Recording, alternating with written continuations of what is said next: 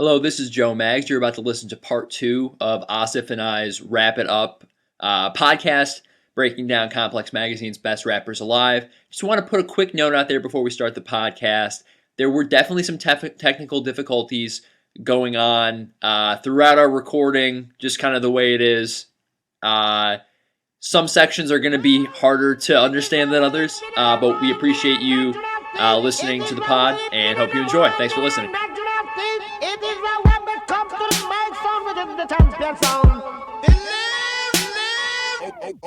Okay, Lamborghini Mercy. Yo, chick, she so thirsty. I'm in that 2C Lambo with your girl, she tryna jerk. Okay, Lamborghini Mercy. Yo, chick, she so thirsty. What up, buddy? Yo, what up, Joe Maggs? How is it? Yo, it's good. Hey, I feel like we just recorded part one. You want to just jump right into part two? Yo, I'm flowing right now. Okay. I'm feeling like 06 Wheezy right now that I could just go and go. Which can't downplay the incredible thing about 06 Wheezy, the work ethic. Imagine yourself, you're like a multi-million-dollar artist, right? You don't have to make a song every day. He says, and I believe it, that he was making 3 songs every day no matter what. And I'm sure there's somewhere on the internet it exists, like chronologically, all the music that he put out from 05, on, and he must really have been doing that because he has so much topical shit where he's like, somebody got mugged and you heard about it in the papers, it's in Wheezy's verse. Like, he was like the news. He had so much content. Well, okay, so that's something I want to bring up about Wayne. And for anybody who started with our part two, go to our part one. I know it's an hour and 15 minutes, but you got to know what we're talking about. So you got to check out part one. Here's the thing about Wayne, this is how I've always felt about him. I think he's a genius. I think that from a talent standpoint, we're talking about one of the GOATs, no doubt. Mm-hmm. My thing with Wayne is all of that talent and charisma and creativity and all of that. I was like checking like, all right, well, where is it going? Like, where is he putting it toward? And I think, because it's funny, why am I drawing a blank? I got Tyler the Creator in my head. Who's the young Travis Scott? Travis Scott, right? Okay. He has this funny interview that he did, and he was saying he was making fun of the mixtape, and he was saying he like impersonated a rapper who was like kind of a nobody who was like putting out his mixtape on Twitter, and he was like doing this impersonation. It was really funny, and his point was, you're putting all this time into like throwing out a cruddy mixtape. Like, why don't you take yourself seriously, plan your shit out for months, and put out an LP that is worth promoting? Yeah. And I think in some cases the mixtape can be a great device. Like, I know, just going like a deep dive, I know B.O.B. fans really appreciate that B.O.B. drops mixtapes every 6 months. Like, that's a thing, right? Like, some artists, they're really close with their fan base, they want to give them something really personal. That's fine. Yeah. But when you're the number one in your field, he's the top of the genre. I don't know, like, how many projects of his do you really think got like that A+? You know what I mean? Yeah. I think we're talking about the Carter 2. Yes. I think the Carter 3 for most people fell short. Mm-hmm. I think the Carter 4 for a lot of people fell short. Probably for most people even further short than the Carter 3. Right. And like, those are his albums. Like, those are his albums after he ascended. Everything else was mixtapes and loose tracks. And you gotta spend like an hour on the internet just to research his dopest stuff. When I think if he had taken a year and said, all right, this year I'm putting all my creativity into one project, this is like gonna be a landmark. I don't know how often he did that, and I wonder if it's selling his legacy short, especially when you consider, like, you got to sift through, like, 45 to 55% of the stuff that he put out was weird. Like, it was, like, he would put out some weird shit. I mean, he had the rock rap album. That was weird. Yeah. Well, I wasn't crazy about it. There was some songs on it. There's a great song with M on it, but no, not a lot of people didn't like. And to your point, it's interesting because I think Wheezy fans could take that 2 different ways. One way, you're right. If you can, from 2006, let's just say, to 2008, if you have the ability to make a hot song every day, right? Why don't you just hold on to those and continue to craft them. So then instead of giving us one great song every couple of days, you can give us one great album every 4 or 5 months, right? You kind of save it up, work on it, fine tune it, instead of just releasing it. But I think someone could take that argument and spin it the other way. It was like, well, Wheezy was like a man possessed, right? And he was like, I got so much to say that I'm just gonna get every beat, whatever beat is hot right now, I'm just gonna dominate it. And that's what I'm gonna do. And I don't care what happens because I have such a wealth of things to say and so much creativity, it doesn't matter. Yeah, and I think ultimately that is his legacy. Is that for about 3 years, he was a flamethrower on legs. Yeah. And he dominated the industry without having really a single project transcend like he never had one project that you would point at and go definitively like this changed music, but it was the whole thing. It was like from the beginning to the end, you kind of knew when it started and you definitely knew when it was over. Like there was that stretch where no one had ever done it the way he did it. So like that's, you can't take that away from him. Here's what I want to say.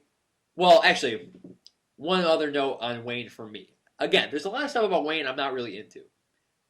A Milli is one of the coolest musical experimental, like crazy, like psychological, like that song. When I heard it, I was in high school. Yeah.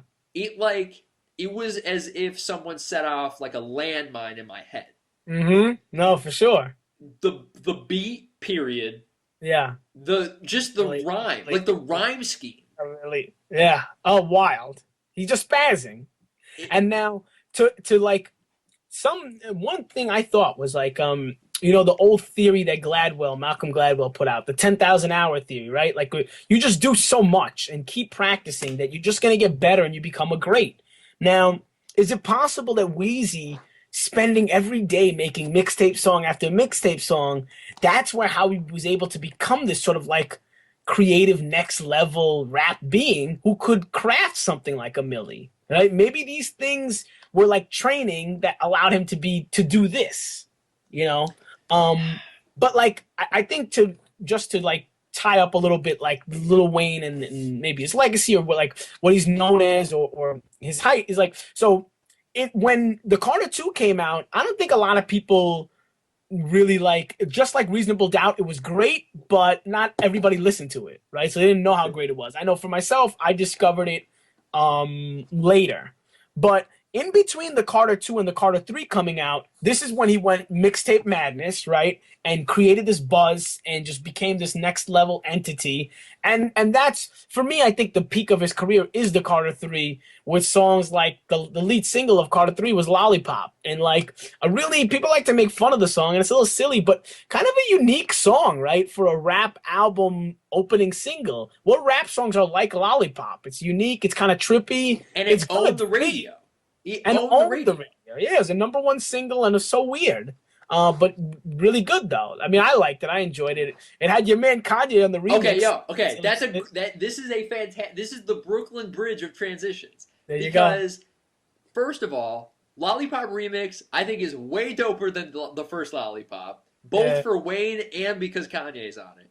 Yeah. On the remix, Wayne has the line about the text? Wear that latex, but you don't want that late text. That oops, I think I'm late text. Yes. So wrap it up. I think he goes even harder on the second one. And Kanye's verse is like all-time comedy Kanye. Like he fucking rapping about Doritos. Nacho cheese, of course. Yeah. So I stand by Lollipop remix so hard. Here's what I'd say about that run. So Wayne 06 to 08, he's top dog. There's like no disputing it, except this album comes out. You probably heard of it. It's called Graduation.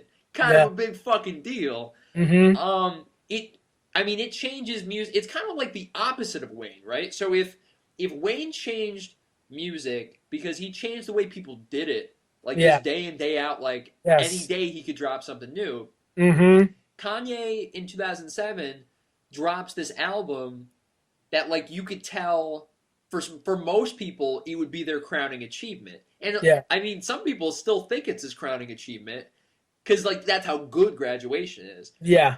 It fuses so many different sounds and genres of music. It I think it opened the door for rap to go where it would go, where rap is now a popular genre of music. Like I think Eminem wasn't as popular as he was, like he demanded the spotlight. Like everybody paid attention to what Dre, and 50 were doing. Mm-hmm. It didn't matter if you even liked rap. Like they were just the biggest deals in pop culture. Graduation, I think, was the opening for rap to be like, all right, rap made the biggest album of the year in any genre. Yeah. It's Kanye's like this kind of visionary next level. And I have a very unique memory about Graduation. I won't even say it's unique because I think a lot of people experience Graduation the way I did. And I guess rather than saying I had a unique memory of Graduation, Graduation created a very unique moment in rap history. And what it was for me was this. College Dropout, I thought was awesome. I thought it was so next level. It was just so different. It was like Kanye off the bat telling you. My first listening of Kanye was I saw the video and heard the song for Through the Wire. Yeah. And the video, for people who haven't seen it and people don't watch many music videos, Through the Wire video is incredible. The Polaroid pictures, which then turn into like a story, or like actually you focus in on a Polaroid picture and then like it turns into like, moving film. Incredible. And just a great story about this guy surviving a car accident, and they like Tom Cruise and Vanilla Sky. Oh yeah. I love that line. Yes. And that's what I was like, I'm sold on this dude. He's like, yeah, I drink a insha for breakfast, something for dessert. Yeah. So we drip the scissor. Yeah, exactly. That right there. Right, anyway, before we turn into Kanye's rap sing-along, right? Right, that's the next half that hour. album is like out of this world, just so different. And like he sold what he kept telling people is like, I'm gonna do something no one ever did before. Was like, I'm gonna fuse the backpackers and the street cats. That's why he has a song with Mos Def, Your Backpacker, and Freeway, like just like the hood ass, element both together on the song. 2 words, great song. So many elements of that. Just incredible, right? And he's like coaxing. Jay-Z has since retired. Somehow we skipped over talking about the 2003 Black album. Incredible album, one of Jay-Z's best albums. Can't go understated. If we sidebar for a second, now that we have a part 2 to just kind of spaz out on, there's a great story that Jay-Z tells. He was on the Breakfast Club, I think. Okay. He tells a story about 2003. Because obviously, like, they're working on Black Album, like he's preparing for the retirement and all that. And he was telling the Breakfast Club people that he was hearing through the grapevine about 50. Like he probably had some people who knew what Interscope was up to, and like they heard Dre and Em were like molding this dude, and like obviously Jay's in New York. He knows who 50 is. Yeah. And Jay was telling everyone at Rockefeller, everyone around him, 50 Cent is coming. Yeah. And like, so this is 2002. He's like, 50 Cent is coming. If you got dope shit, get it ready. We got to get it out. Like, if you're not working on dope shit, start. Because if wherever you are when that record comes out, people are gonna remember where the power rankings were, because 50 is coming. He's a giant. Yeah. And sure enough, Get Rich or Die Trying comes out, and it's the biggest non-Eminem album of the era. And it was just interesting for me to watch Jay recall all that as someone who's unquestionably on the Mount Rushmore of hip hop. No, for sure. And the album was so big. Get Rich or Die Trying was so big that we somehow in this rap breakdown skip over one of Jay-Z's best albums and it was his retirement album. And like, there's the funny other thing about when you look at things years later, because like if you put side by side Get Rich or Die Trying and the Black Album, for me, the Black Album is better. It has more content to it. But dude, like, 99 Problems. Yeah, so many iconic songs. What more can I say? Encore, like one of the best songs. Like if he retired and rode off to the sunset to Encore, you can't say anything bad about him. Just like incredible music and just like him just destroying it. The very last song on that album is called My First Song, you know, like the irony of that. And he's talking about something that Biggie told him, like, make sure every song is like the first song you did in terms of like, you know, the attitude you have towards this project. So an incredible piece of work. And actually, if I could revise, as much as 50 Cent was the biggest rapper in 2003, for me, Jay-Z is the best rapper in 2003 because that piece of work and what he did on there, it was just at that point in his career, one of the crowning achievements. I mean, it's huge, no question. Yeah. I mean, just okay.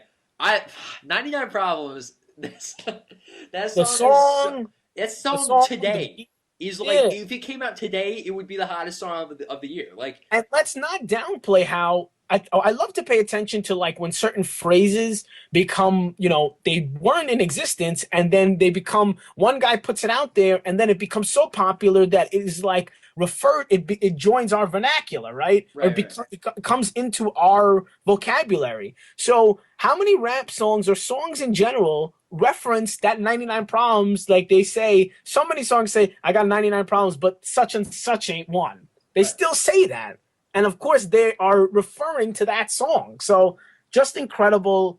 2003 was a great year for rap, for sure. No doubt. And I was just going to go into the Kanye, my little Kanye, like how we got to Graduation. So it was just, whatchamacallit, College Dropout was a great CD, game changer, so unique. Jay-Z's retired, but he gives you like an incredible verse on it. And then he gives you a secret verse. I don't know if you remember that song where I forgot the name of the song now, but like I think it's All Falls Down. Nah, it's another song. Great song from that album where it's like Jay-Z just gives you like just one of his best verses, and he like a lyric that always stood in my mind where he's like, the difference between me and the greats is like people want to be me and I'm still alive. Where he's talking about just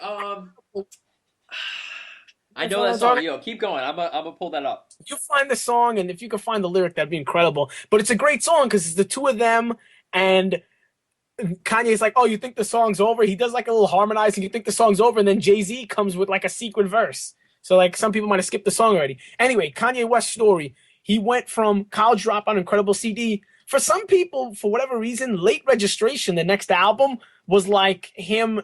You know, they say like. Let's say if College Dropout is a 9 out of a possible 10 and Graduation is also a 9 out of a 10, people have Late Registration, the album that came out in between, like a few notches below those two projects.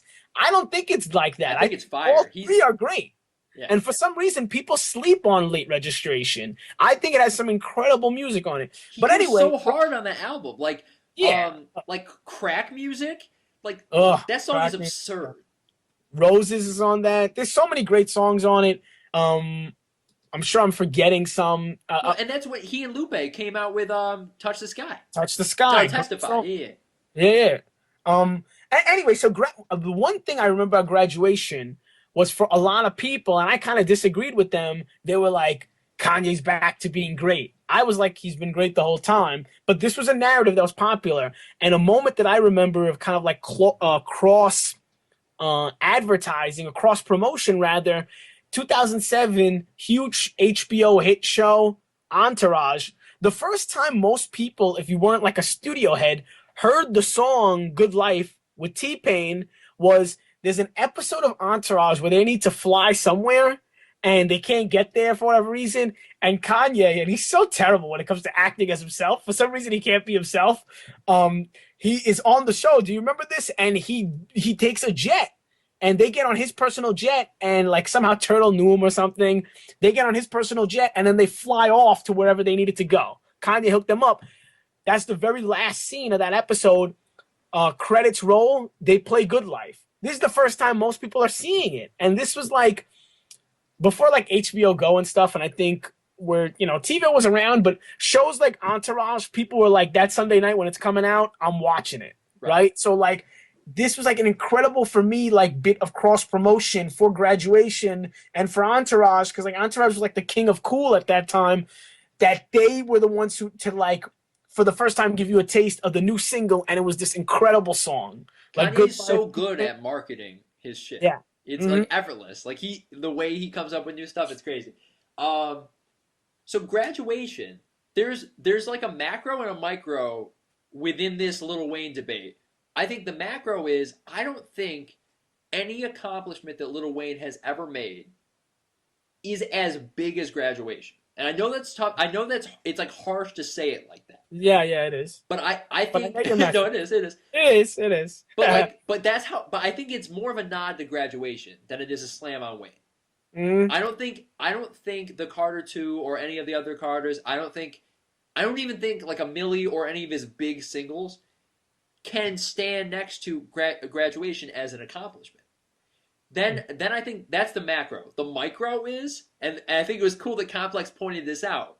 Wayne appears on graduation, except he's booty cheeks on it. On the song Barry Bonds. Yeah. Right? Which most people consider, a lot of people think it's the worst Kanye song ever made, which is kind of harsh, because I think Kanye's actually pretty decent on it. But like, Wayne's verse on Barry Bonds is kind of gross. Like it's lame. And like I think that's the micro is like that was Wayne's era, but even within Wayne's era, I think Kanye like kind of sneaks a gold medal winner in there.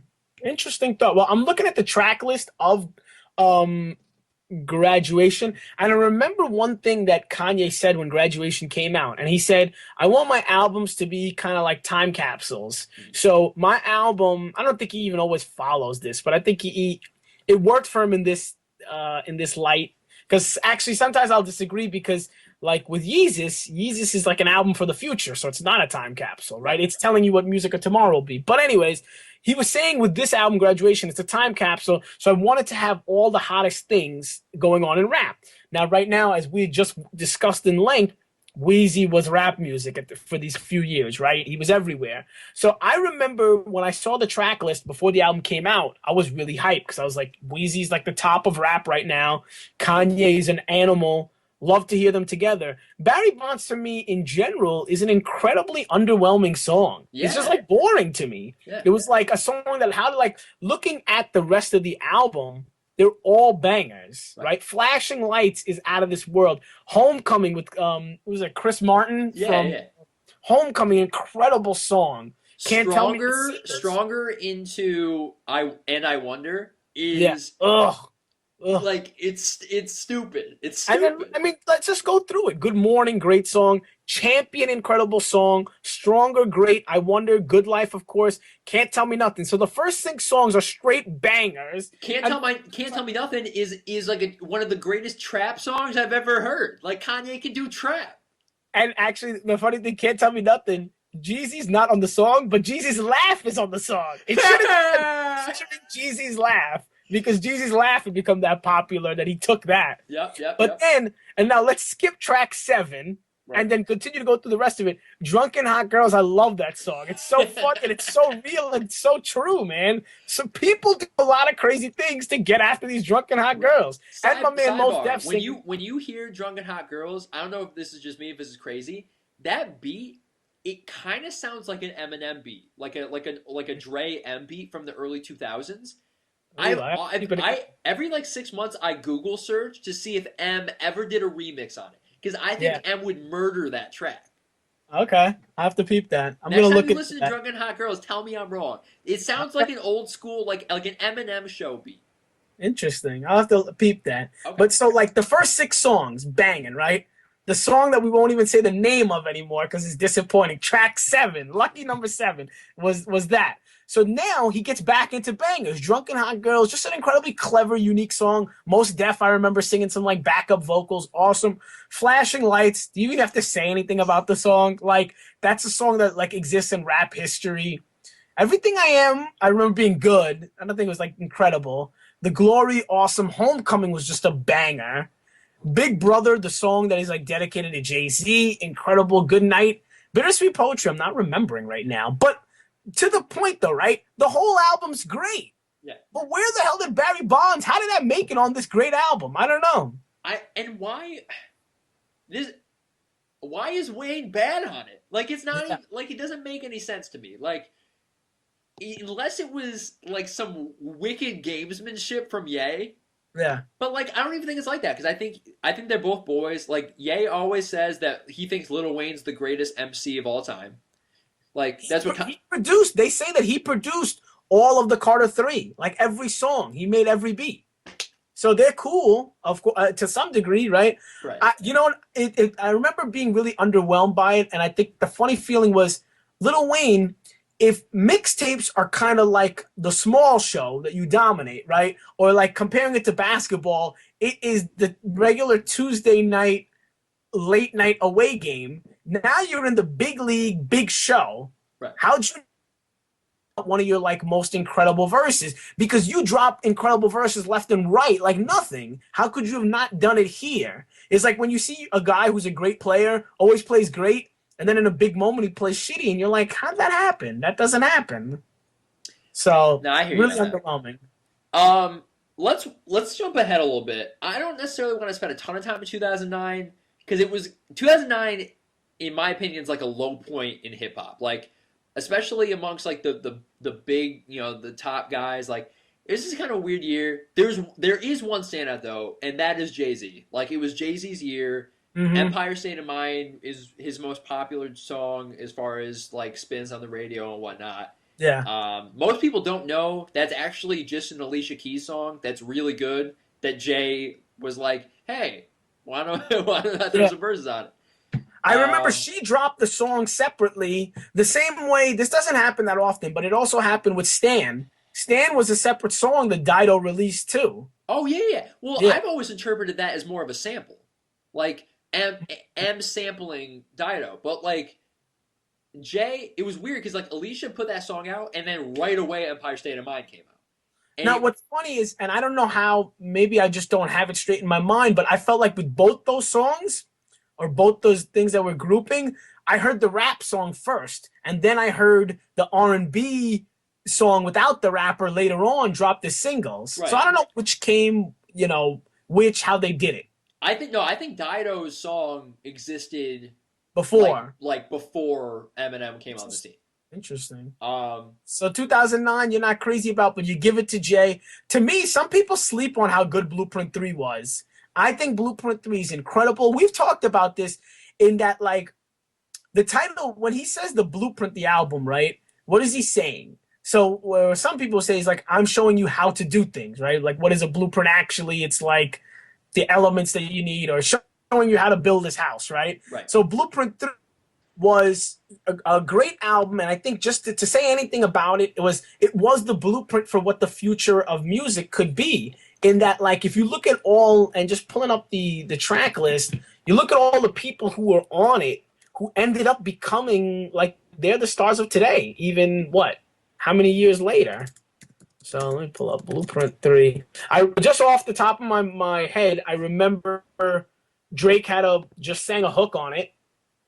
It was a great song. you had There's a few DOA was people on it. there. J. Cole has a song. Oh yeah. Actually, you know what? I'm even downplaying. When that album came out, when those first few songs came out, first of all, Death of Autotune, such a raw ass song. Oh yeah. And of course, again, you're getting incredible Kanye too with Run This Town. What an incredible beat. Just like there's a bunch of movie trailers that they use that song just on the strength of this, like if you have a movie like dealing with some sort of revolutionary thing, throw some portions of Run This Town in like the trailer and it just works. Oh yeah. So yeah, just incredible. That album's great. So you got Alicia Keys on it, of course, with that song. So like the new guys though that I thought got their like chance to shine a little bit, there's a song with Drake off that, with the whole premise of the song, like Tim's we off that, Rims we off that, basically talking about the popular things that we don't mess with anymore, and these are the things we do mess with now. And then you got J. Cole with the song A Star Is Born, his first like featured big song that he like probably kind of outshines Jay on it. He rips that song. And then Kid Cudi with an incredible hook on Already Home. And just looking at the list of producers, you got Kanye and No ID all over the place, killing it. Timbaland doing his thing too. So great album. I have no problem actually saying that 2009 for me, Jay-Z he's there as one of the best rappers right then and there. Now, unfortunately, I feel like I'm a bigger Nas fan than Jay. And up to 2009, I haven't mentioned any Nas at all, which I feel like is kind of unfortunate. And, you know, he doesn't sell records like some of these other guys, so maybe that's why he's not on this list as much as he should be. But just a shout out to Nas. He's one of the best, if not the best. Well, that isn't. I mean, that's interesting, right? Like, Complex doesn't really mention Nas after 1994. But if you think about it, that's kind of how like the average rap consumer kind of feels about Nas, right? Like Illmatic. Yeah. Illmatic yes and no. Oh, go ahead. Again, we're having a little. Okay, no, we sound straight now. I think what it was to me, to real quickly Nas narrative is Illmatic. He's out of this world, right? He's like rap prodigy, unlike anything we'd heard before, killing it. And then what he had, it was written after that with the classic single "If I Ruled the World," awesome. And then I think there was like a little lull period where he went down a little bit.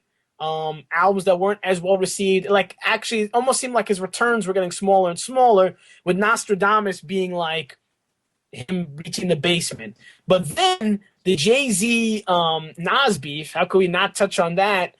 Connected to Blueprint 1, and cause he had the song on Blueprint 1, he has The Takeover, incredible song, where he kind of like, he doesn't actually only attack Nas.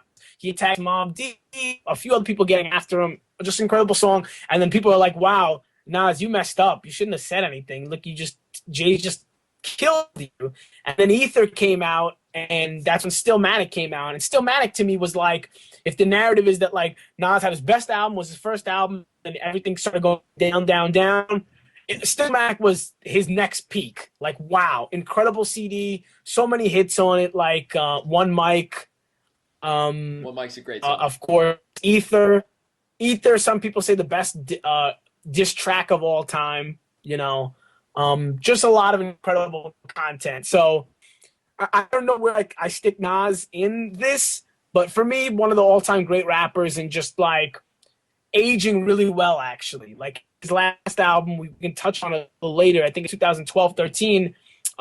Life is Good, for me, awesome CD. And a few other good CDs coming out here in the 2000s. He had a song, CD Hip Hop is Dead, just a great album, where he's like broaching a few interesting topics, unique stuff. But I guess sidetracking, we got to give out his due. So I think it's a okay venture. So where we at? We're in 2009 going in 2010 here, huh? Yeah, I mean, 2009, it's one of the most dominant years for a single guy. Like, I think Jay-Z just was 2009, single after single after single. Yes. And then 2010 happens, and like 2010, it's a crazy year because in a lot of ways, I don't know, like there was like some other really great stuff going on too. But My Beautiful Dark Twisted Fantasy, what that means just for music at that time, you talked about Kanye's albums as time capsules. I don't think it's ever more prevalent than in My Beautiful Dark Twisted Fantasy. That album became the soundtrack of music in that year and for years to follow. Yeah. Well, and I think what they touched on a little bit, an interesting thing, if we're gonna like speak on the Kanye narrative, two important things that like affected the Kanye narrative were his mother passed away, right? And him meeting Kid Cudi, and befriending Kid Cudi, loving Kid Cudi's music, Kid Cudi being a member of Good Music, and Kid Cudi really unique in that like he was one of the first guys kind of bigger. He's not really a great rapper, he's not a great singer, but there's something catchy and good about him. I love him. He brings something to the table that's almost hard to describe. The content he was creating, it definitely affected Kanye, and I think you definitely see it with the 808 and Heartbreaks. Not one of my favorite albums. It was a little too much auto-tune for my taste, but I like that he was taking a risk and doing something kind of weird. But again, this is another thing where they're like, oh, Kanye went down again. And that's where My Beautiful Dark Twisted Fantasy, MBDTF, we gotta let's just call it Fantasy, just to be short, so we don't have to say the whole title. That album was just like, to me, up until that point, that's his masterpiece. That's what a lot of people say. Actually, just like incredible CD, and he even describes it when talking about Yeezus. He's like, if you guys want perfection, I could do perfection. My last album was that. And as cocky as a statement as that is, it's hard to disagree. And another thing that album did for me was to show how Kanye was better than all other producers, because that, like, he wouldn't just make a great beat. After your 4 minutes of the song, he'd give you a minute of him just like playing with the sound, do like other extra instrumentation. So he was just saying, yeah, Timbaland is great, Swiss Beats is great, they're all great, but like recognize that I'm doing something different, right? I'm pushing rap to another level. You know, I got a hit song with Fergie on it and Kid Cudi. And the promo, you mentioned earlier, how his promo game is great. He did the promo that they talk about here, the Good Friday series, that for so many weeks coming into the album, every Friday, he would drop like a random song with all these incredible hits together. But like basically, I remember after the second or third one, I was just looking forward to every Friday, what's the next song going to be? So yeah, for me, again, I never think Kanye West is the best rapper, because I think Kanye West is, Kanye West would probably say he is the best rapper, but like, as long as Jay-Z and Nas are rapping, Kanye can't be the best rapper. Or like, even amongst good music, I think he's not the best rapper. I think Common is a better rapper than he is, and so is Pusha T. But like, what Kanye brings to the table as a musician and producer overall is unparalleled. Yeah, well, that's where this list, it's kind of funny, right? Like, they kind of straddle the line where they say, well, Kanye, you know, isn't a great enough MC to push College Dropout over the top, but like, he is a good enough MC where we can't deny Graduation or Dark Fantasy, right? So it's kind of like they're picking and choosing. Like, you kind of can't have it both ways. And like, at the same time, like, Kanye's career, like, he ultimately isn't a rapper, because like, he isn't just a rapper, you know what I mean? Like, he does so much else, and his interests are aren't limited to just the music. I told you, motherfuckers, it was way more than the music. It's a list like this, it's almost impossible to I know you're laughing, like, it's almost hard to fit Kanye in. Like, I hear what you're saying. Like, Jay is probably the top MC all of these years. But, like... Yeah. But, like, the songs that Kanye happened to be rapping on are the most important songs that came out that year, you know?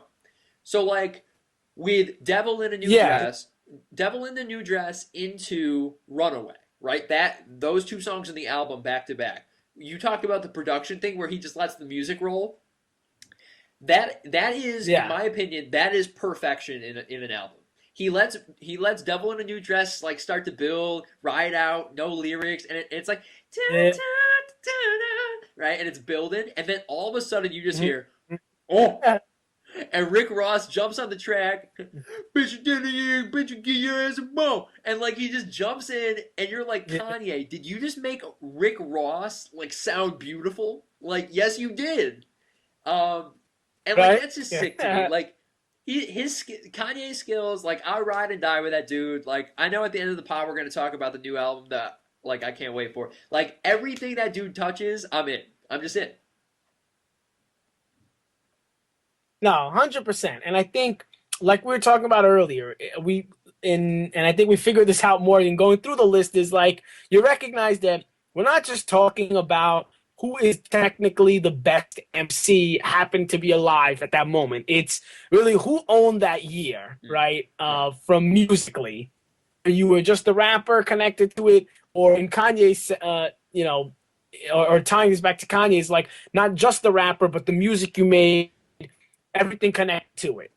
And at that point, you cannot deny that album, the Fantasy album. Just like Perfection, so many like highlights, it's even hard to point them out, you know, without, I feel like almost like dismissing another one. Just incredible from beginning to end, and showing you that Not only did I make a great rap album, hip hop album, but I made a great album that like transcends everything.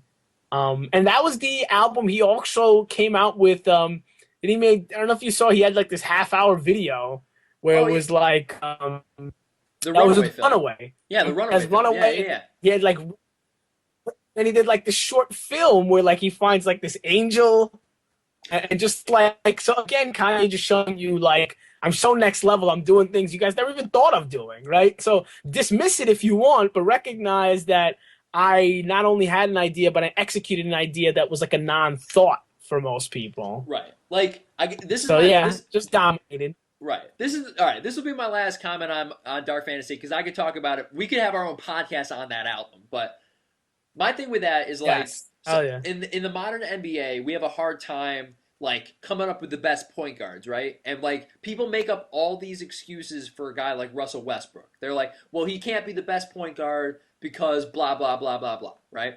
And like the bottom line Yeah. is Westbrook the point guard for the Thunder? And it's like technically, and it's like, all right, well, technically, that dude's one of the greatest fucking players in the league, right? And like, it doesn't matter if you got him Yeah. as the best point guard or the 10th best point guard or the 5th best point guard. It's like if you got Westbrook, like he's one of the best players, period. And I think in a lot of ways, Yes. that's what Kanye's always been about. Is like, you can't tell me what I am. Like, don't give me a label and say I'm only this. Because inevitably, I'm just going to do the opposite and make you eat your words. Like, he's not just a rapper. Mm-hmm. He is one of the dudes that's made the most important music, period. And he happens to rap. Yeah. So. Mm-hmm. No, for sure. And I think he's actually embraced that even further later in his career. Like in Yeezus, I actually think if I could make a, and I don't want to get into too much because we're going to get there, but like just to continue the Kanye narrative, just that I think he's been learning more and more that it's like, okay, I'll tell you I'm the best rapper, but it seems like with his music, he's not concerned with demonstrating his like lyrical skill. Like Jay-Z, basically every time he comes on the track, he's trying to show you I'm the man, right? Kanye seemingly now more is in this phase of I'm creating music and like the messages I want to come across is more important than me impressing you as a rapper. That's a and very you good saying point. I had a hot 16. That's a very good point. So like I actually think that like as a rapper, he cares almost less about being a great rapper now and cares more about making timeless, transcendent music. And, and I guess it depends what you are looking for. And how much you want one of those things would probably demonstrate how much you like Kanye. If all you want is just a pure rapper, Kanye won't be your favorite because that's not the box that he exists in. Right.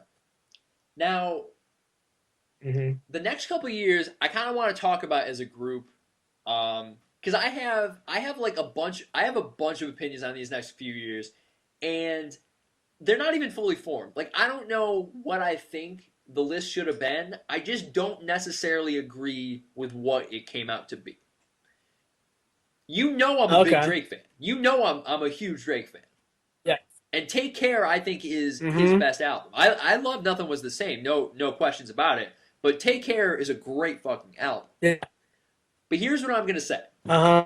This list, like, it's unbelievable how they turned Watch the Throne into a footnote. Right? Like, yeah. Like, Mm-hmm. on honorable mentions, they mention Rick Ross first, which is it's the stupidest thing on this list. And then after they're done talking, Yeah, it's up there. they talk about Rick Ross for a paragraph. Then they go, oh yeah, and Jay and Kanye made Watch the Throne. Okay, 2012. Like they just skip over it, and I don't know about. I mean, I think I'm in the majority of this. I don't think I'm saying something outlandish. Watch the Throne is one of the most important albums that we've ever had in rap. Like the two giants of the era made a combo album, and every track was dirt. And like, I don't know, like, go back to 2011 for you. Were were you dropping everything that you were doing to listen to like the new Drake track, or like the same way that like when Watch the Throne came out, that their songs were everywhere, movies, trailers, radio, parties and bars especially. Like you couldn't go anywhere. Like they were the soundtrack of the year.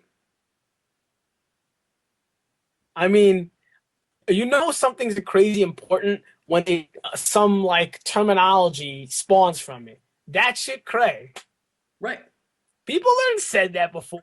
No one ever said cray before Watch the Throne. Now people say cray in conversations. Like it's a normal thing.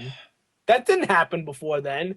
Now, I'm not nearly as high on Drake as you are, even though I can't front. You know, he's a great MC, puts out a lot of great music. Now they have him as best or number one for 2011 and 12. I don't agree with that, but I will say, and I actually like Nothing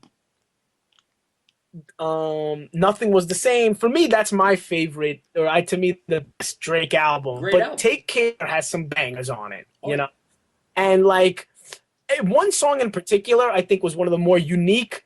Because it was bumped on Hot 97 nonstop, and one of the most unique songs that probably allows a lot of people to make fun of Drake and call him overly emotional.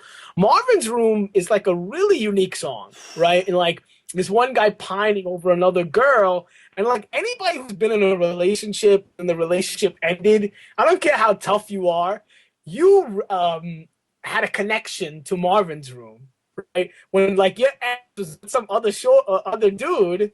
Whatever the case may be, whoever you were with, if they've moved on with somebody else, you thought about making the same phone call that he made in Marvin's Room.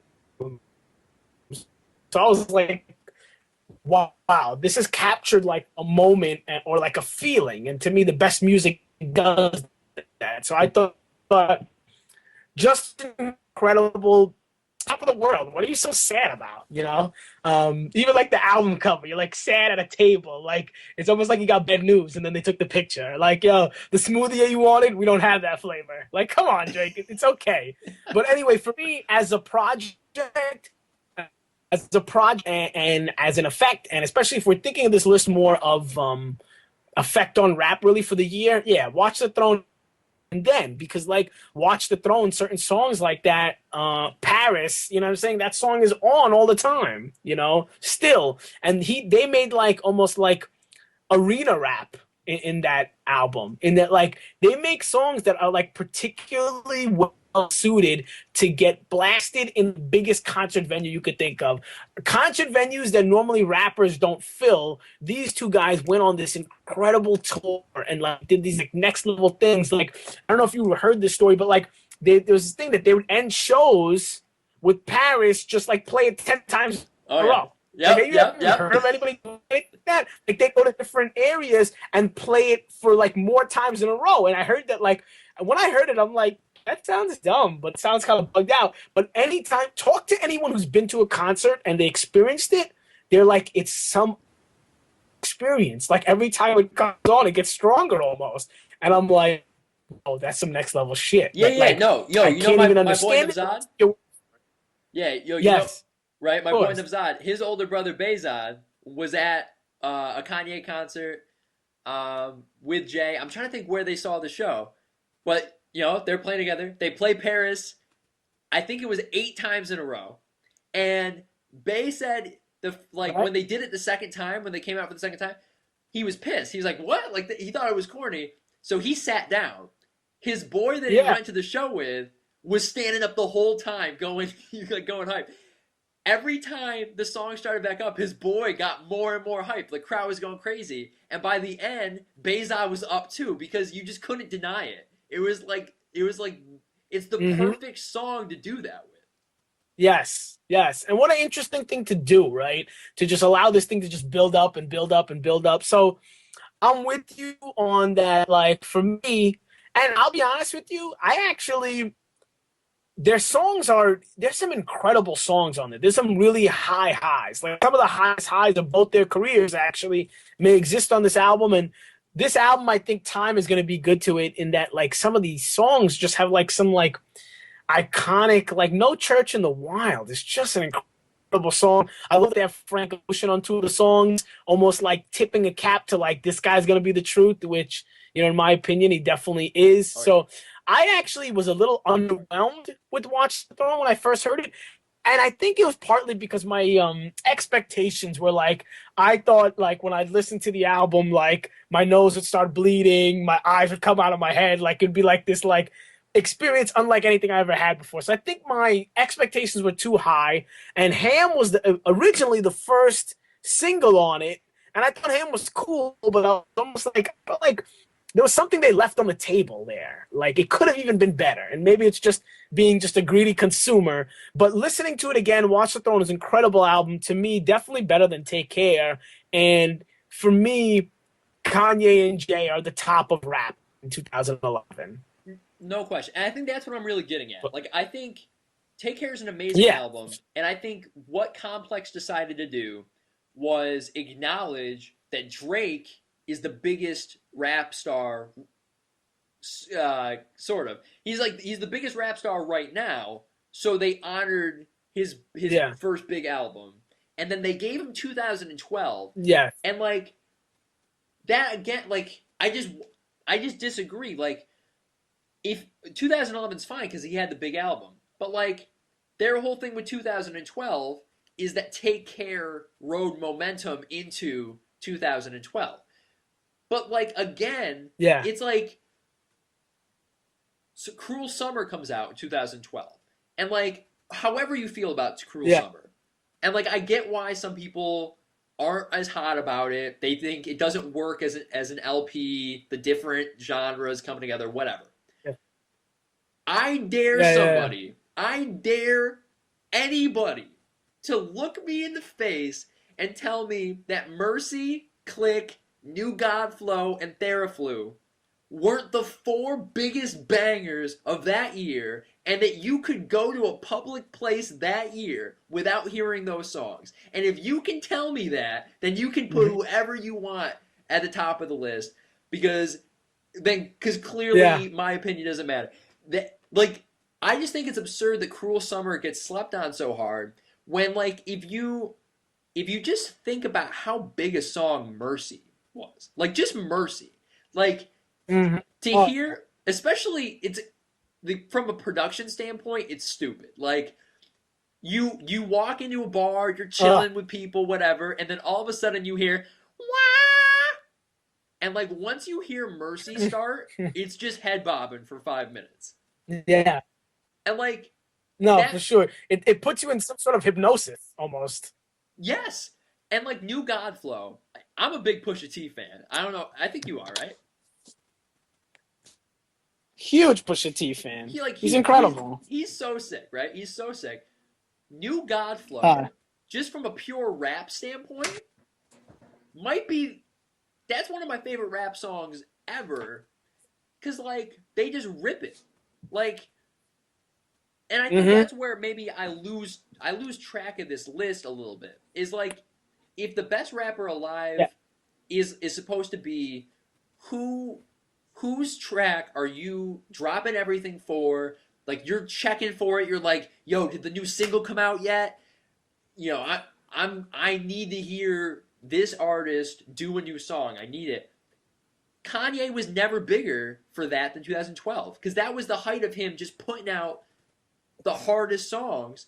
And you know, whether it was Push T on it, Big Sean, obviously 2 Chainz was big at that time because any 2 Chainz, you know, verse on a Kanye production was fire. Like, that was all yay. And I don't know, I don't get it. Like, I don't get why, like, that era of Kanye, that chapter, is, like, just passed over. When, like, those songs were the biggest songs of the year.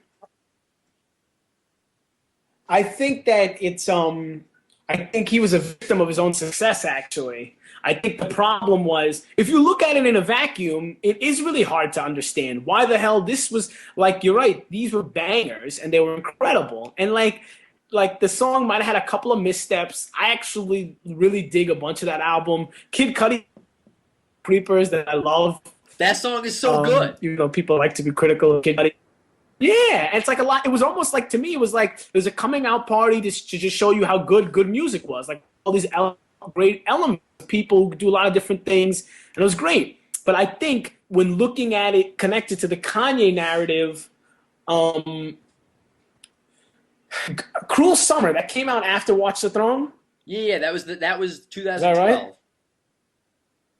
So I think, so I think the problem is that the two albums that came out before it, like Fantasy, we've already, everyone agrees that's the perfection, right? That's his masterpiece up until that point. So like, you got his masterpiece, then you got an album where him and Jay-Z like go beyond rap somehow, right? And like do something next level again. No matter, like, even though I wasn't crazy about that album, like I was even expecting more, I think because those two things were so great, Fantasy and The Throne, that I think, again, the expectations then for Cruel Summer, and it was delayed for a while, I remember too. So between the expectations of what for Kanye's content was with the Good Friday series too. He was giving us all these bangers that I think that put like an unfair shadow over this album.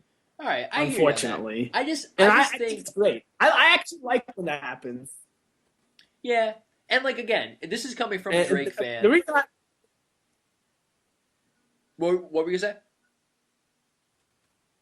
I was just gonna say, sometimes I like when albums get slept on, because then it can mean more to even you, and also then the songs don't get played out as much. Even though like you're making me remember things, and I forgot how many bangers were on that album actually, and I forgot how because New God Flow has Ghostface on it, and I remember being really hype about that because like Ghostface is not an artist who is on the level popular wise.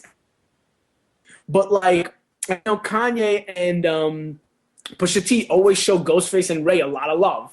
Ray might be on it. No, Ray is on Fantasy. Yeah, He's in the song with Kid Cudi. Oh yeah, gorgeous, gorgeous, incredible song, gorgeous. Ugh. But so I love that he's like that verse. You can't understand anything Raekwon says, and it's so fire. That's what it is. Ray is luxury rap. He's aspirational. He's not telling you what it is, but what it should be. What it could be. Yeah, so like, you know what? And even you got me second guessing things because now I'm like, why wasn't that album even more well received than it was? And I'll stick by the fact that because Kanye kept hitting grand slams, right? Once he hit like a triple that it should be given props, it's like, wait, you only hit grand slams. Why are you hitting a triple? I think to me that's the explanation. Which is like fucked up because it's like, dude, I had a triple. That's not easy. Right. And by the way, it's so funny. If you ask, like Kanye said after the fact, he goes, like, I had, because who was it? I think Sway's rankings that year, he had Kanye like really low on his MC rankings or something stupid. Ye, he had that line where he's like, "Yo, yeah. I had the best bar of the year. Yeah, like should have had Jay drop his ass from the team. Like, it's like that was the best bar." Yeah. That was really funny. It was not the best bar, but it was hilarious. That was Theraflu, right?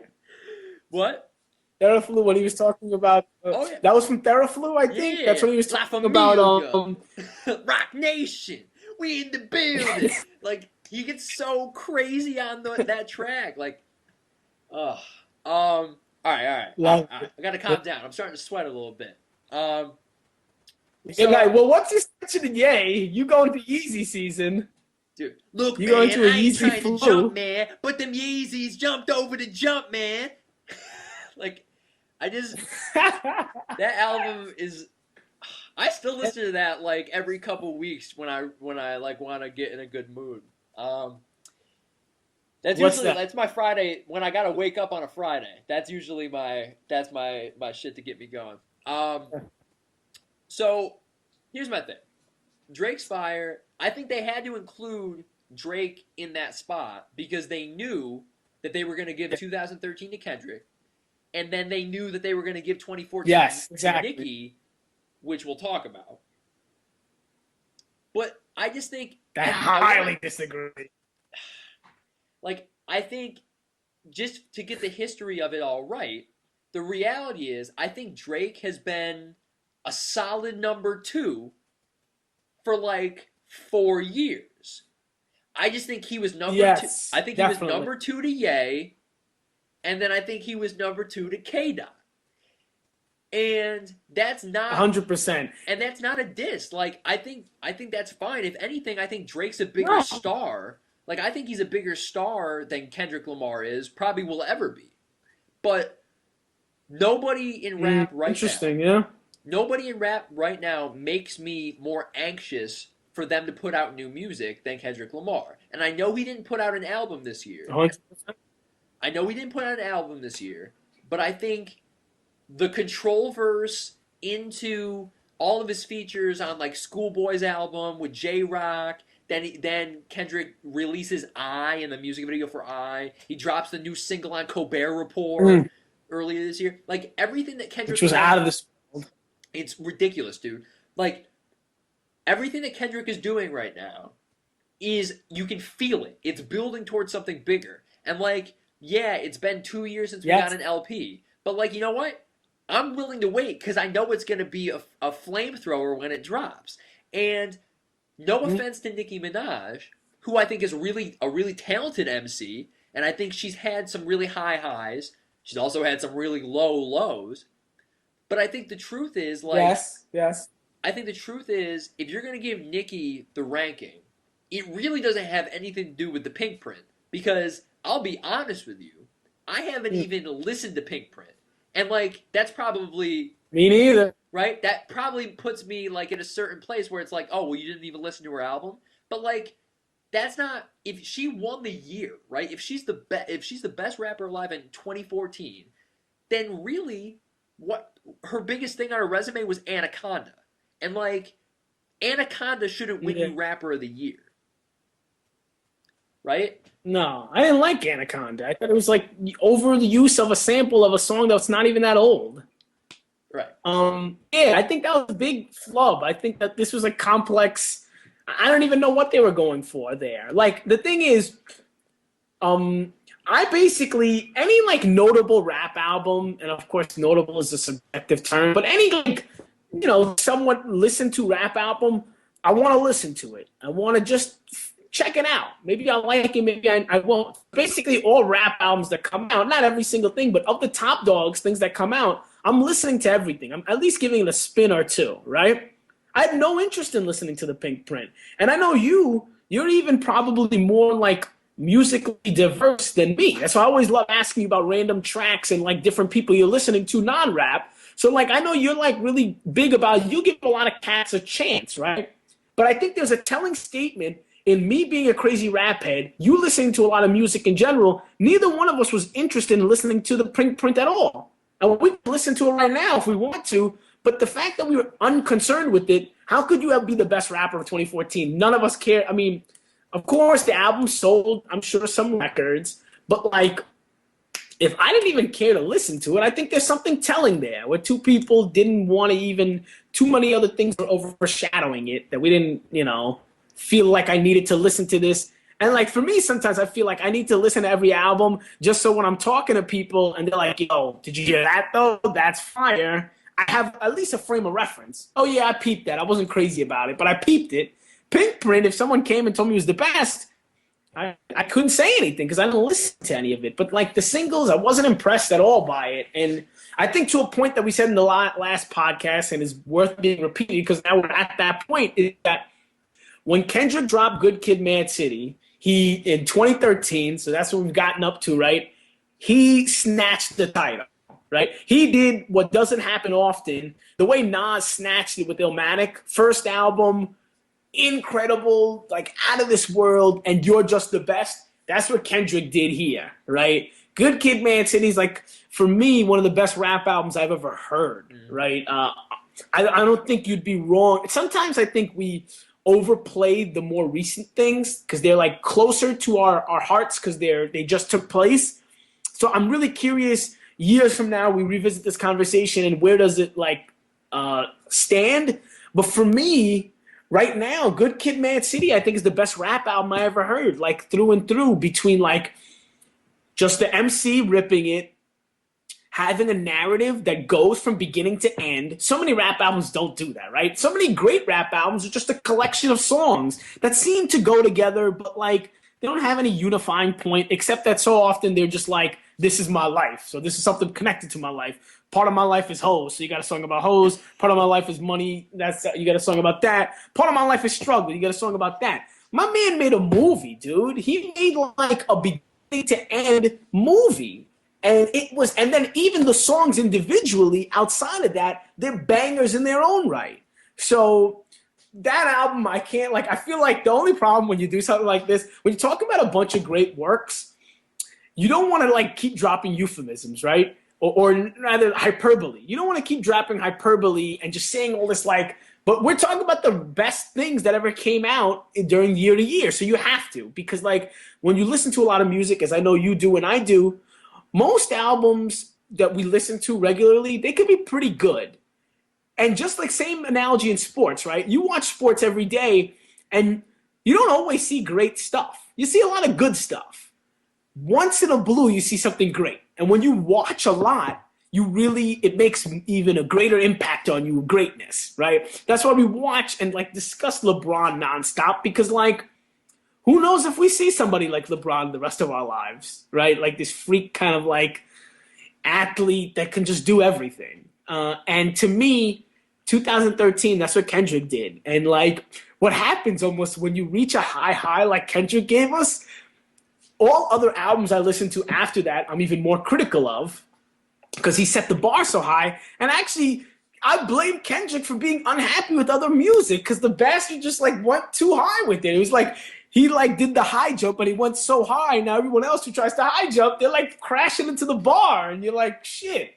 Right. He kind of fucked it up a little bit. Right. Which like when you couple that with the Control verse that next summer, it's like no wonder he's still the biggest like ticket in the genre right now. Like you could ride that momentum out for years. Like if he didn't want to put out an album in 2015, it would still be like the most sought after album in 2016. You know what I mean? Like I think that's how how you define it. Like he's the best rapper alive right now in the sense that I'm in on whatever he puts out the moment he puts it out. And like I think that's kind of the legacy of 2014, right? Is if you look at the three biggest names in the genre, at least at the highest level, the three biggest names, all three of them didn't put out an album, right? Kanye didn't put out an album, we thought he was. Yes. Kendrick didn't put out an album, we thought he was.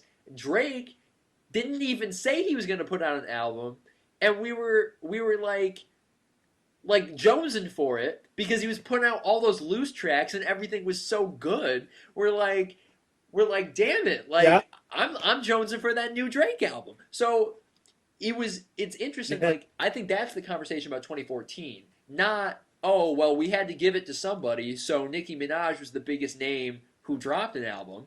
It's like if we're gonna give the award to the best album each year, then like it would be, I think the list would be it would be watered down, because like I think the reality is like the best album from 2014 in rap probably was J. Cole's.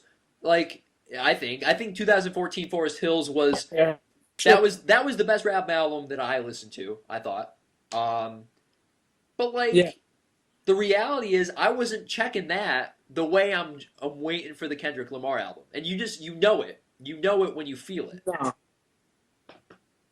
Yeah, people aren't fiending for it. Right? Like, and like Kendrick has done all the right things since he dropped Good Kid. And thanks for bringing the point back home, because I kind of like fell off of it. You know, I went on my tangent to just describe how good Kid, Mad City is. But yeah, exactly to your point is that he was so great and such a star in that moment that he captured the title, and he don't lose the title. You get to hold on to the title until you have to like lose it. Someone has to snatch it from you.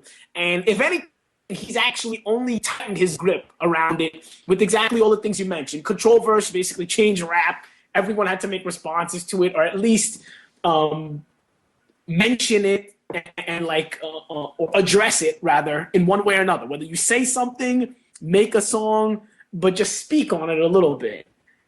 And so yeah, for me, he still holds it through 2014 because no album. Now, before we got on the podcast, I was looking at top albums of 2014 because we discussed that a lot of people say, and I think you make a great point about basically it's almost being the year of the past, where everyone was just like, I'll do my album next year. So I was like, and people have said like ASAP Ferg, he was like 2014 was the worst year in rap history. Now, because I'm like a rap optimist, I disagree, and there are some great albums there. So I scrolled through a bunch of publications to see who they had in their top rap albums, and like I'll tell you just the 3 or 4 that kept popping up. J. Cole, as you said, up there for a lot of people. One dude who I was really low on and I wasn't crazy about, I still don't think he's a great MC, but he did capture 2014 in the sound, and that's his dude YG. And YG, DJ Mustard does all his beats. He had a song with Drake, I'm forgetting the name now. It was a huge hit. That like Drake, of course, like ripped the song up because like he's the king of like getting on people's tracks and then just like dominating. Yeah. Let me see if I get the name here. But yeah, so YG, the name album is My Crazy Life. That was one. It's like in Rolling Stone best rap albums of 2014. That was number 2, actually. Funny enough. So like kind of a street dude who had a big album and I think I accredit to DJ Mustard. Basically, like if there was like a best producer list, he must be the biggest producer of 2014 because his beats were just like everywhere and like just had this like they would just control the radio basically. Like he was the sound. So the top albums that like other publications are saying, J. Cole, YG, an album that we talked about a little bit. I never like got so into it. It's almost too crazy for me. Run the Jewels is like number 1 on a lot of people's lists. Run the Jewels 2. So that is Killer Mike, who was an Outkast affiliate. His most famous lyric, I think, is On the Whole World. He says, catch a beat running like Randy Moss. I love that lyric. So it's him and this other producer, LP, who raps, and he does the production. And it is like futuristic Public Enemy shit. It's wild. And reading all these like publications have it as number 1, I'm almost like I need to listen to it again. But like everyone I talk to, you have to be in a particular mode to listen to it because it's really aggressive. Like to me, it's like punk rock meets rap almost because it's so like thrasher in your face. But like and then Logic's another guy who top album. But it's funny, like the guys who are normally all over the top list, none of them are found in 2014. So definitely an interesting year. Actually, all the other TDE members almost dropped something except for Kendrick. Schoolboy, his album really well received. I actually think another guy had an album that was better. Ab-Soul had a great album too. He's awesome. I love Ab-Soul. I gave my only point is 2014. Ab-Soul really clever, dude. And what's funny about Ab-Soul is it seems like the industry seems to love Ab-Soul too. Ab-Soul's album is like chock full of guest appearances. Like P. Diddy's on a song where he doesn't even rap and it doesn't say his name in the credits. But like a song is coming to its end and then he just says, Ab-Soul is here now. It's just him talking for a little while. Like basically giving Ab-Soul a cosign. He didn't have to do that. And like Mac Miller is like secretly on the album like 4 times. Like it doesn't say featuring Mac Miller, and sometimes they even mask his voice, but you can tell it's him. Joey Badass is secretly on a song too. So like to me, that was one of the best albums of 2014. Just like really intelligent. To me, Kendrick is the best rapper alive, and he's the best rapper in rap right now. What's his name's actually he's not the smartest rapper in his label though. To me, Ab-Soul is. He's just incredibly clever and really intelligent. All 4 of those dudes have their own. He's kind of like a story. I was just saying, all 4 of those dudes have their own thing going on. I really like what Top Dog has. I think as a label, they have a really great movement going on. Yeah, and TDE, it's kind of funny because I almost think that like what Kendrick does is he takes a little bit of all 3 of the other guys, And like that's why he's the best, because he's like a perfect balance. He has the intelligence of Ab Soul. He has the gulliness of J Rock, but then he has kind of that wild out element that Schoolboy has, right? Like Schoolboy to me is almost like the heir of the ODB throne of crazy motherfucker. That's what Schoolboy does. He's just like, you don't know what Schoolboy's gonna do, except you know he's gonna wear a bucket hat and he's gonna be wild out, and that's what he does. He brings that in. So that's they're great. They're just great. I'm happy that they're an important part of rap music today. Yo, you killed it on the bucket hat, dude. So that brings us to. I'm glad you brought up the bucket hat, man. Yo, I always pay attention to.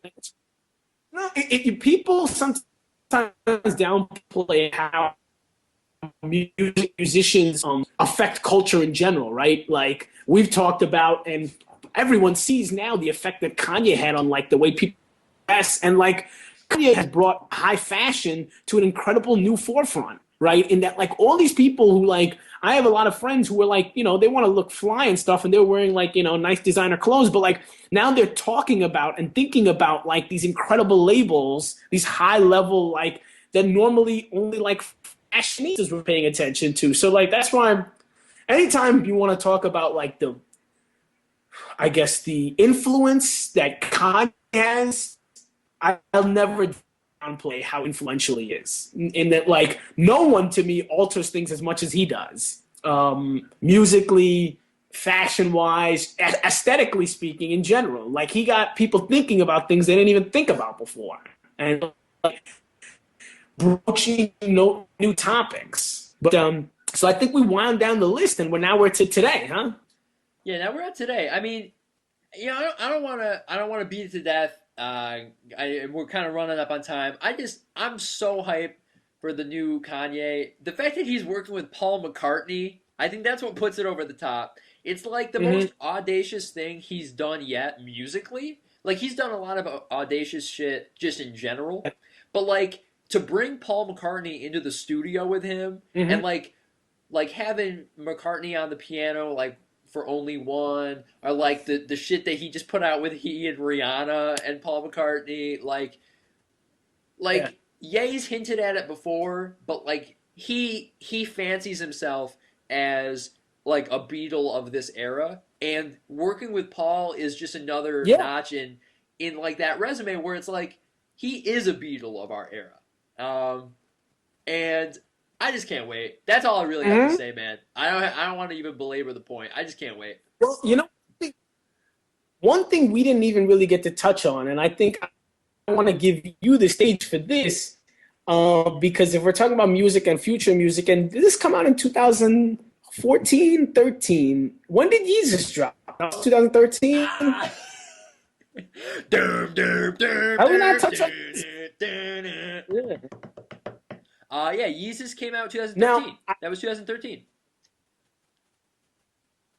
And how did you, if the audience doesn't know, how did you feel about Yeezus? Was that an album that you liked? Did you enjoy that CD? Did I like it? Man, I listened to Yeezus like 98 times that first week. I loved it. Now let me ask you a question. Okay. My question is this: as you know, and we've talked about, Yeezus to me, let's throw 808s. Let's just throw that out the window for now, because that was like almost an incredibly experimental phase. I don't even really count that as one of his albums, even though it is one of his albums. But Yeezus, legit Kanye album. If you throw 808s out the window, Yeezus is easily the most polarizing album, right? Yeezus is the album that some people incredibly love, and some people can't stand it. Like, I know people who are huge Kanye fans who hate Yeezus. Won't listen to it, listen to like the first song, and they're like, this is crap. So how does that affect your feeling on it? Or why do you think it is that way? Oh, I have a ton of feelings. I know you set me up great and everything. I think can we do a wrap it up pod about Yeezus at some point? Can we save that? Okay. Actually, Yeezus could get an entire 5 hours, honestly, for sure. I don't want to like half-ass an answer, because I have answers for every Yeezus question that you ask. Right.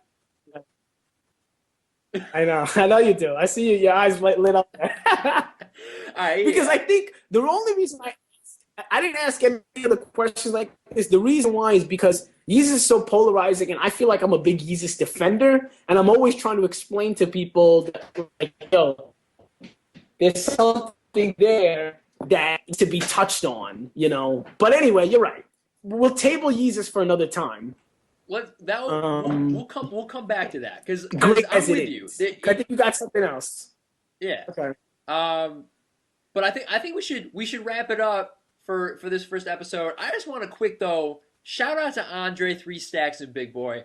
I feel like this list doesn't lend itself to how important Outkast was at all, and like the Love Below for me is like a cornerstone album. It's like one of the first great albums that I listened to growing up, and like that's 2003. Like there's nothing really it can do. Like it was like that was 50 and Jay-Z like on the top of the world for the whole genre. Like this list and this conversation didn't really have a place for Outkast. So like just shout out to Outkast. It's all love with Outkast. Yeah. Well, no, and just to add a shout out, I didn't listen to the first Outkast shit I listened to was Stankonia. It was incredible. I didn't get to listen to the older stuff, and a lot of people kind of missed the older stuff unless they were like listening to when it first came out. I listened to Aquemini like years after it came out, 2005 or something. So probably almost 10 years after it came out. We actually listened to some of it together. Aquemini is one of the best rap albums ever. And Andre 3000 is definitely in my list of greatest rappers all time. And this is a guy who never put out a solo album. Because, like, talk about the value of features. He has a few, like 3 or 4 songs that he's featured on that could go up there as greatest rap verse ever. So, all praise to them for sure. And, like, you can't speak any more highly of them. And you're right. It's almost the shitty thing about breaking things down by year and like trying to neatly say who's the best right now is people are forgotten. So like guys like them get a lot more props than the deserve. But they're getting it here. They're getting it here. Asif, my man, yo, it was great recording these first Wrap It Up episodes with you. We're gonna let the people know when they can start expecting them. We're gonna work out our schedule long term, but it's great to get on the board with you, man. It was great talking about hip hop with you. Yeah, brother. Till next time. Till next time.